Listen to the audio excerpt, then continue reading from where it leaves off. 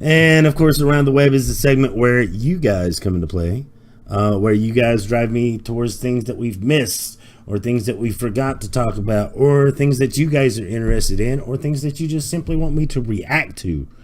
So let's go ahead. Tipster, who's already donated a crap ton of money, we'll look at his thing first. It's the Commodore 64 Mini. So we'll look at that real quick. World's best-selling home computer reborn. It's 1982, and the new home computer graces the scene. Out goes the silent black and white experience, and in with the 64 kilobyte of RAM, color graphics. 64 kilobytes of RAM. Wow, and synthesizer sound. Roll forward 35 years and kick nostalgia into Commodore 64. Yeah, here's a Commodore 64 plug and play. That's pretty exciting, dude. Like,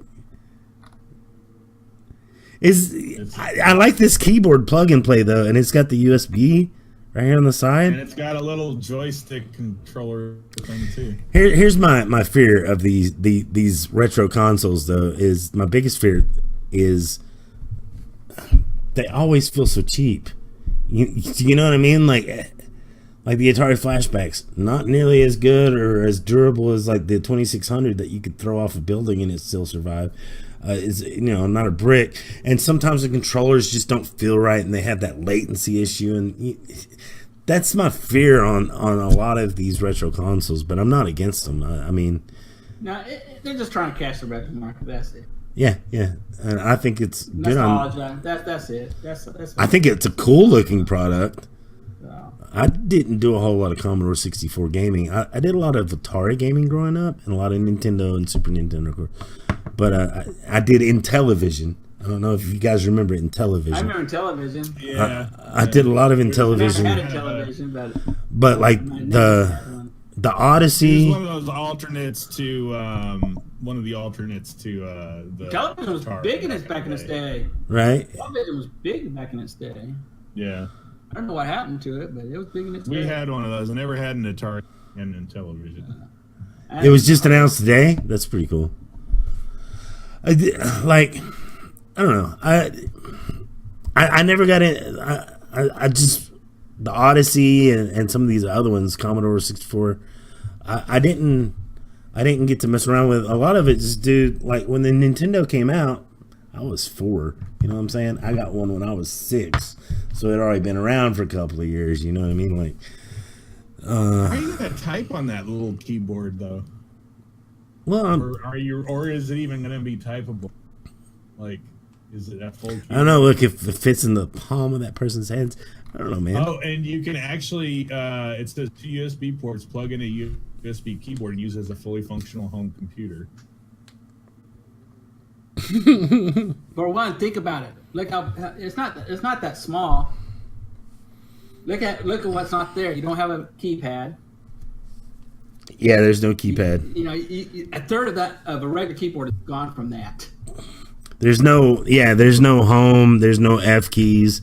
There's no home insert channel. That they had on that computer though. That's what I'm doing. You know, you just didn't have all that stuff. But you're asking, is it really that big? Like, are you gonna be able? Yeah, you're gonna be able to type just fine on that. Yeah, you'll type fine with it. But it says you can plug in a full size keyboard to it. It says that too. Well, yeah, but that's not going to be that much bigger because over a quarter of the keyboard is gone from the thing. That's why you plug in a USB keyboard. You plug in a normal keyboard to it. If you can type on a phone, you can type on this keyboard. I don't know if you know this about Tech Gladiator, but he has still not ever joined the smartphone revolution. I have an iPhone. It's true. He still lives in wagons and wheel times.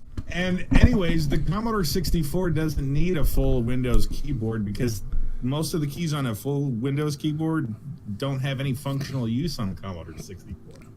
That's how a keyboard was. Like, I didn't have a Commodore 64, but I had a TRS-80. And the trash 80s! TI-99/4A. I learned all the trash 80s. Yeah, and it had the same type of keyboard because you didn't have the Windows key and stuff like that. You didn't need those then. Text phone had a hand crank. Yeah, it did. When you talked about this on your stream, you speculated. It comes in a little. It comes in a little suitcase. Thank you, Walker. Stand up. When I talked about this on my stream, I speculated that if the keyboard was actually functional, it was just cosmetic. The original keyboard on the Commodore 64 had. Those were the keys that the Commodore 64 had. Mm-hmm. They didn't have as many keys on their keyboards that we do now because they did, and that's all they needed. So that's not what you asked. You asked if you could actually type on this thing, and we're saying that it's not as small as you may think it is because we have more keys today than we did back then. Catch up, come on, Tech. Are you with us now? Okay. Again, this is a nostalgic feel. That's all it is. Just a nostalgic gimmick. Sell some product. But I mean, it's still cool. You know. I mean, that's what I'm saying. I never got to have a Commodore 64. Maybe I'll finally get one. And this is actually smaller than the Commodore 64. But and it actually, I'm more excited. Can you really hear me now, Grandma? The Atari box. I'm more excited about this than the Atari box. The Atari box, I think, is a non-entity to me right now. Unless Atari box has first-party content, Atari box, calling it now, it doesn't have a market. You got 2 Commodore 64s, lol. That's awesome. If you got original 64s, in mint condition, they used to be worth some money on eBay.